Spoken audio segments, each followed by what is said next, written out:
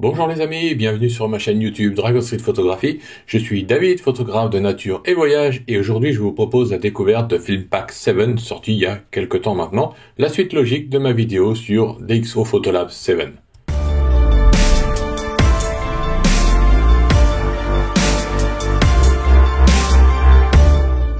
Tout d'abord, avant de commencer, je vous invite sur mon blog des formations logiciels On One Photo et Capture One, sur lequel vous trouverez en première page à la fin l'article sur DxO Filmpack. Vous pouvez aussi visiter mon blog de nature, voyage et paysage avec les derniers articles sur l'Andalousie, ou visiter mes galeries en ligne sur Dragon Street Photography avec un y.com. Sans plus attendre, découvrons DxO Filmpack 7. Donc pour ce faire, je vous invite à travailler sur une image dans la péninsule de Killarney, en Irlande, dans DxO Filmpack 7, comme vous pouvez le lire en haut de mon écran. Je vous propose donc de découvrir DxO Filmpack 7 ensemble avec ses nouveautés. Donc nous avons ici dans l'interface l'enregistrement. Nous avons ici l'enregistrement des pré-réglages, donc si je souhaite faire mes propres réglages. La comparaison avant-après, ou en faisant à travers une glissière avec l'image scindée en deux, ou en comparaison parallèle, comme ceci. Voilà, verticale ou horizontale. La possibilité de zoomer à 100% ou de revenir.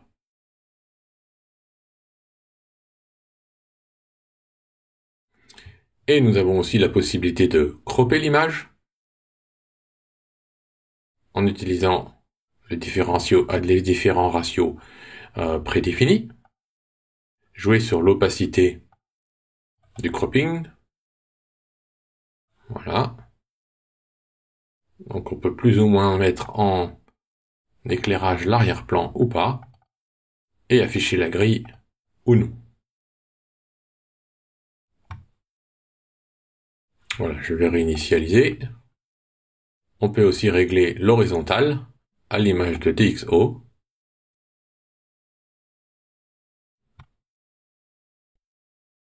Voilà, comme ceci. Je vais faire appliquer. Et nous avons la possibilité de retourner l'image. Comme cela. Ici à droite, vous avez encore trois petits boutons qui permettent d'afficher ou de cacher la barre latérale, où nous allons trouver deux onglets, les réglages prédéfinis, avec tout un tas de filtres que nous allons voir dans un instant, et les onglets personnalisés, avec tous les réglages que vous pouvez, sur lesquels vous pouvez jouer vous-même, pour améliorer soit les pré-réglages ou carrément faire vos propres presets. Ici, la possibilité de voir l'image en miniature, pour pouvoir se déplacer lors d'un zoom, notamment. Et ici, la possibilité de voir l'histogramme, avec les différents canaux rouge, vert, bleu et de luminance. Voilà. Donc rien de très différent, mais très proche bien évidemment de DxO Photolab 7. D'ailleurs, si DxO Photolab 7 vous intéresse, n'hésitez pas à voir ma vidéo qui a été publiée il y a une petite dizaine de jours, 15 jours maintenant. Je vous mets le lien au-dessus. Voilà. Et maintenant, dans les pré-réglages, comme vous pouvez le constater, nous avons les favoris qui permettent de sélectionner les favoris, un filtre qui permet de sélectionner couleur noir et blanc, les filtres classiques, négatifs et diapositives, les rendus designer, les films digitaux, les films cinéma, le time machine et mes propres rendus. Et donc si je clique sur mes propres rendus, comme vous pouvez le voir, j'en ai un d'enregistré. Ici, je peux sélectionner les films couleurs. Donc ce sont les films couleurs, aussi bien les couleurs que les films noir et blanc, ce sont les films que DxO a reproduit des films traditionnels argentiques pour avoir exactement les mêmes tonalités, mêmes couleurs, mêmes grains, etc., etc. Et nous allons voir que si ça vous correspond pas tout à fait, vous pourrez les modifier vous-même et les améliorer, les adapter à votre image. Et donc on retrouve tous les films, Fujifilm, Velvia, les Kodak, tous les films traditionnels que nous avons depuis bien longtemps maintenant en argentique. Et comme vous pouvez le constater, il y en a 279. Donc là, il y a 109 couleurs. Il y a 76 noirs et blancs. Nous avons 92 films classiques, négatifs, positifs. Et nous avons maintenant aussi des films digitaux, 47 sur 279, les célèbres films cinéma, type pastel, désaturé et autres, au tonal, et les films Time Machine. Le célèbre Time Machine, que nous avons aussi nous retrouvons dans DxO Photolab 7. Si vous avez Film Pack 7, ce sera automatiquement avec des panneaux et les accès directement dans DxO Photolab. Ici, j'ai ouvert le logiciel que nous pouvons utiliser aussi bien dans Lightroom en tant que plugin de Photoshop ou aussi bien en autonome. Donc vous pouvez directement cliquer sur votre fichier et demander à ouvrir un paquet d'images par lot ou par unité. Ici donc on peut faire des recherches de films. On peut demander si je trie les noirs et blancs, par exemple de les trier les favoris en premier ou par ordre alphabétique, ou sinon par type de film. Vous avez la possibilité donc dans Nouveautés, vous cliquez Nouveautés, ce qui veut dire que vous allez créer votre propre rendu avec tous les outils ici que nous allons voir dans un instant. Et dans Pré-réglage, nous avons aussi le fameux bouton Time Machine, le Time Machine qui vous permet de voyager dans le temps et d'utiliser les films par sélection de date, comme ceci. Et en cliquant dessus, vous créez le rendu sur votre image. Et avec sur la gauche, vous avez donc l'historique du film argentique en vous donnant la date et qui et pourquoi a rendu ce film célèbre, quelle photo et quel auteur. Donc ça peut être très intéressant pour les amoureux du film argentique. Voilà, comme ceci. Et donc avec les rendus spécifiques et à quoi ça correspond, à quelle époque. Donc là, nous avons tout ici, à droite, et nous pouvons d'ailleurs cliquer avec les flèches droite et gauche pour les parcourir. Donc par exemple, 1981, voilà. Et vous avez donc en cliquant dessus un détail en grand sur l'histoire de ce film argentique. Ce qui peut être extrêmement intéressant. D'ailleurs, quand on clique sur le film et que vous êtes sur par exemple noir et blanc, couleur ou en tri, quand vous cliquez sur l'image, par exemple j'aime beaucoup l'Ilford Delta 400, comme ceci, eh bien vous avez aussi le descriptif de ce film, en expliquant qui l'a créé, à quelle date, et quel est l'intérêt et les particularités de ce film. Vous pouvez décocher la petite fiche en dessous, la petite case en dessous, si vous souhaitez ne pas afficher ceci, si ça vous ennuie. Une fois que vous avez lu une première fois, vous pouvez, entre guillemets, refermer l'onglet.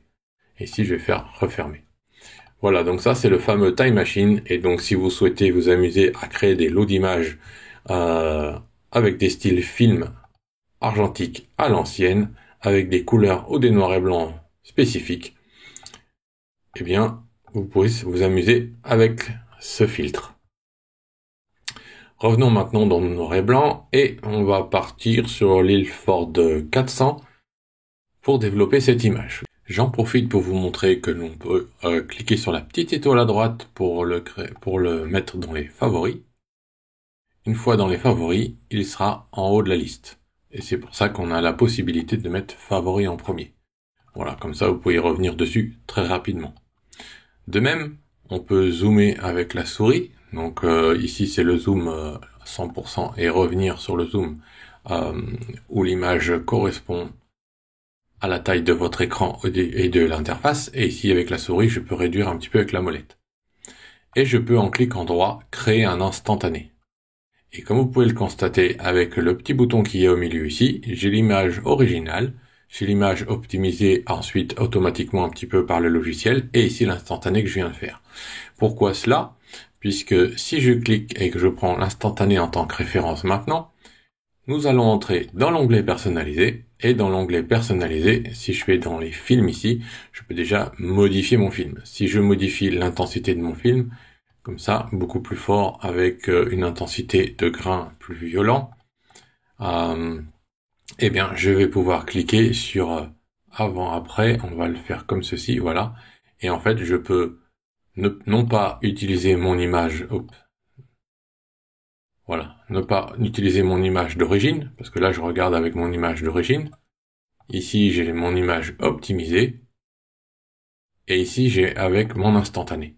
Voilà, donc je peux progresser pas à pas, et puis en augmentant l'intensité du grain et du rendu de l'Ilford Delta, on peut voir qu'ici dans le ciel que le grain n'est pas tout à fait le même, ainsi que surtout le grain. Voilà. Donc je vais laisser ma petite glissière au milieu, ça va permettre de comparer le rendu. Ici je vais réinitialiser le rendu Ilford, du coup, hop là, voilà le grain, je double-clique pour le remettre à niveau, et ici je vais remettre mon Ilford, il est parti où? Delta 400, voilà. Voilà, comme ça je remets le rendu d'origine, et donc on double-clique sur les glissières pour les réinitialiser. Donc ici vous pouvez aussi choisir les formats, choisir les grains des différents films noir et blanc, puisque comme vous pouvez le constater ici, j'ai sur noir et blanc puisque j'ai cliqué sur un preset. Si je veux sortir et passer en couleur, il suffit de cliquer sur le bouton, le toggle ici, et je repasse en couleur. Donc là je repasse en noir et blanc et il revient sur mon Ilford Delta 400. Voilà. Donc en allant un petit peu plus loin maintenant, on descend, on peut tout à fait aller créer un virage. Donc le virage, c'est bien évidemment créer des couleurs ton clair, ton foncé. Donc on peut créer des couleurs personnalisées en cliquant dessus et en choisissant ici. Voilà, donc là dans mes tons clairs, je vais créer un vert plus ou moins fort saturé. Et je peux glisser la couleur ici. Donc là c'était un preset qui est en haut, ou je peux l'annuler ici. Et je peux faire de même avec les tons foncés. Ici. Dans le développement, nous allons retrouver, bien évidemment, il se déclenche automatiquement dès qu'on y touche. Sinon, on peut faire avant, après. Donc ça permet de voir en activant ou en désactivant. Donc la visualisation sur l'image. Et donc nous avons bien sûr l'exposition, la haute lumière, les tons moyens, les ombres et les noirs si on souhaite donner un peu plus de contraste. Voilà, on réinitialise toujours en faisant le double-clic. Je vais passer sur le développement. Et hop, voilà. Et la grande nouveauté de DxO Film Pack 7, ce sont les masques de luminosité. Et là, nous allons retrouver les masques de luminosité prédéfinis. Donc soit on peut cliquer avec le petit bouton comme ceci et il va démarrer sur un masque de luminosité des tons moyens.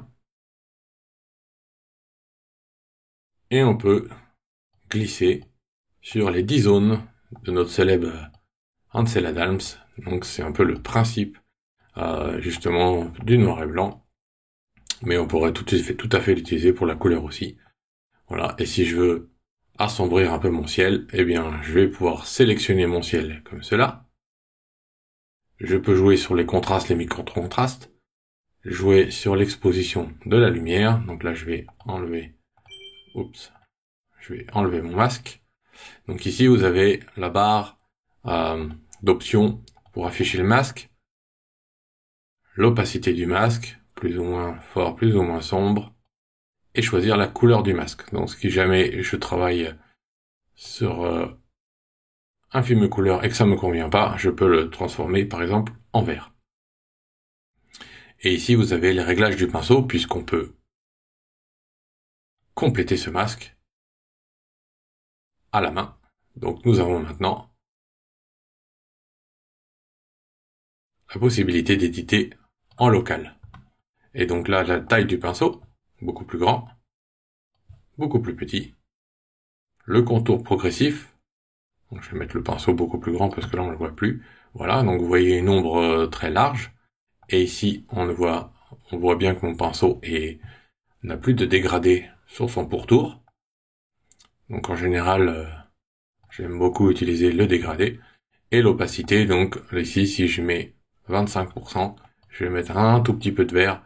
Si je mets 100%, mon masque va être beaucoup plus fort. Voilà. Et bien évidemment, on retrouve ces options-là avec la gomme, juste à côté. Voilà, donc je vais effacer un petit peu ici.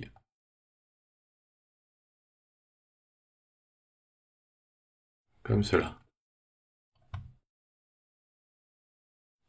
Voilà. Donc, je vais réinitialiser mon masque, voilà.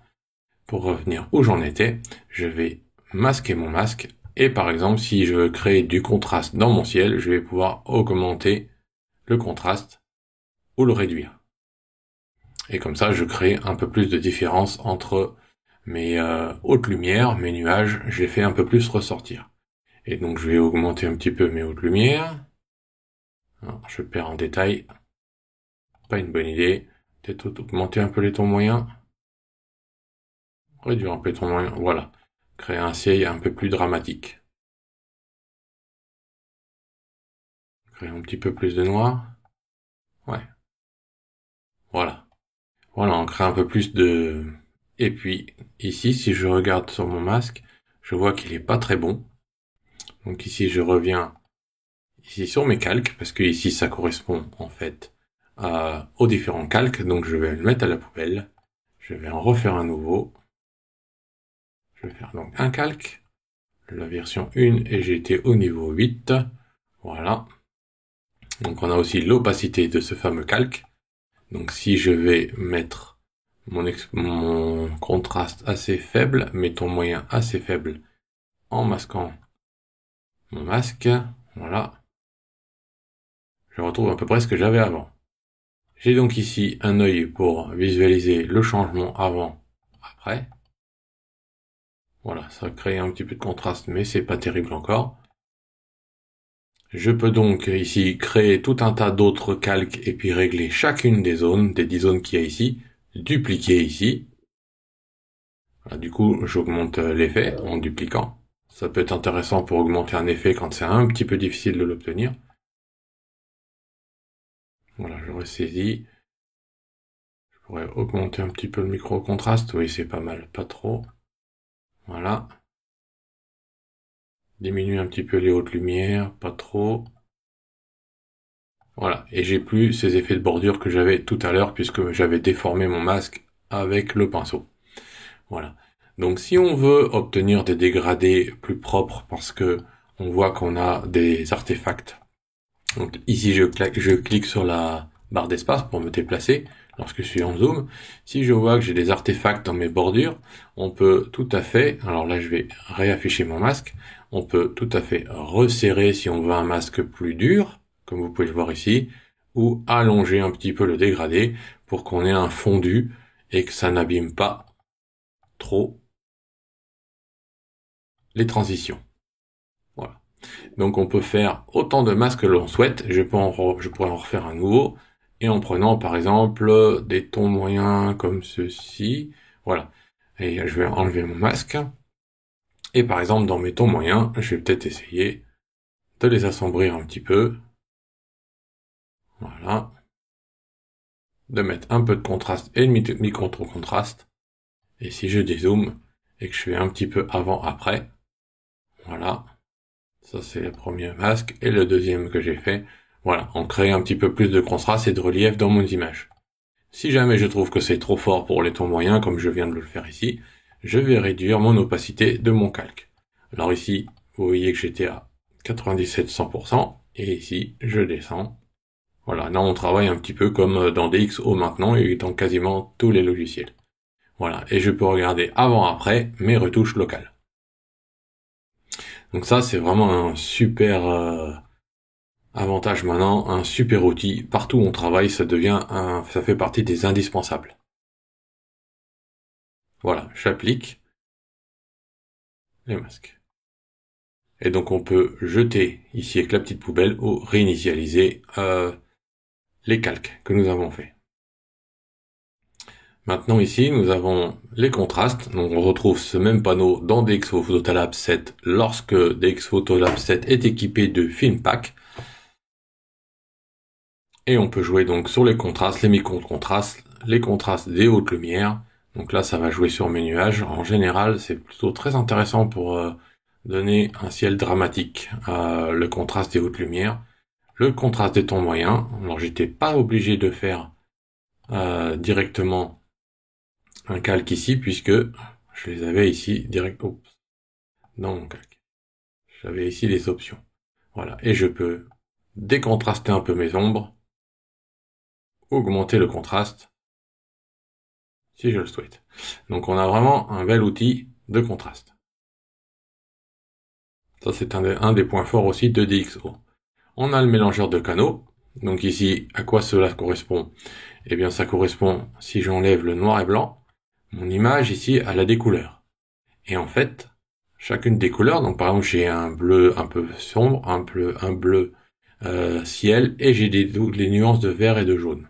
Si je passe en noir et blanc, eh bien je vais pouvoir jouer sur mes noirs et jaunes sur l'intensité, donc ça dépend comment je gère la transition, la conversion en noir et blanc en utilisant la luminance de mes couleurs. Voilà, et si je réduis la lumière, je vais augmenter l'effet sombre. Si je augmente la lumière, je vais augmenter la lumière dans mes jaunes et du coup je vais éclaircir mon niveau de gris. Voilà. Et là, je peux par exemple éclaircir mon ciel ou mon océan. Voilà. Tout en conservant le contraste que j'ai mis au préalable.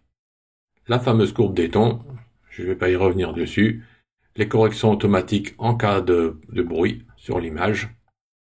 Ça c'est plutôt pratique aussi. Et ici nous avons les fameux effets optiques. Donc nous avons des effets créatifs. Donc ici nous avons les filtres bleus.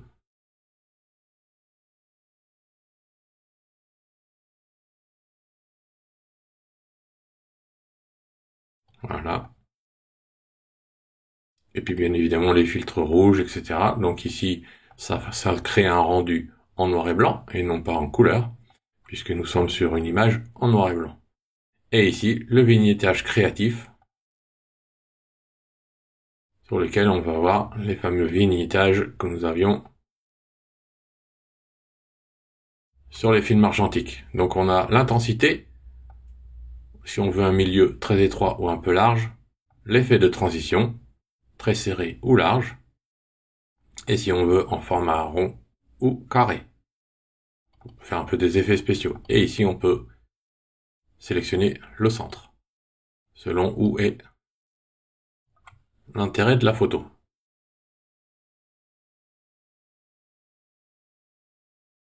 Voilà, donc si je dézoome un peu, je fais un petit peu avant-après, voilà, j'ai créé une vignette un petit peu excentrée, peut-être pas trop fort quand même. Voilà. Et ici nous avons le vignettage de flou. Donc on peut créer un flou de vignettage et un effet soft focus. J'aime beaucoup les effets soft focus de DxO qui ont un flou mais d'une qualité je trouve assez exceptionnelle. Voilà, je vais zoomer pour que ce soit visible à la vidéo. Donc là c'est un petit peu fort, mais j'espère que ça sera visible. Moi si je fais avant, après, en photo de paysage, ça rame un peu avec la... Je vais faire appliquer, et ça rame un petit peu avec la vidéo.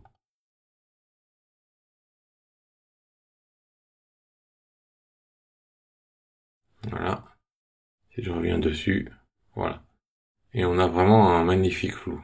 Donc ne pas en abuser, sinon ça fait quand même un peu violent. Et la puissance de la diffusion. Donc ça prend pas mal de ressources quand même. Voilà donc les différents effets de FilmPack et l'onglet personnalisé. Et voilà, c'est tout pour aujourd'hui. Je vous remercie de votre suivi sur Dragon Street Photographie. N'hésitez pas à vous abonner pour être informé des futures vidéos. À très bientôt sur ma chaîne YouTube. Bye bye.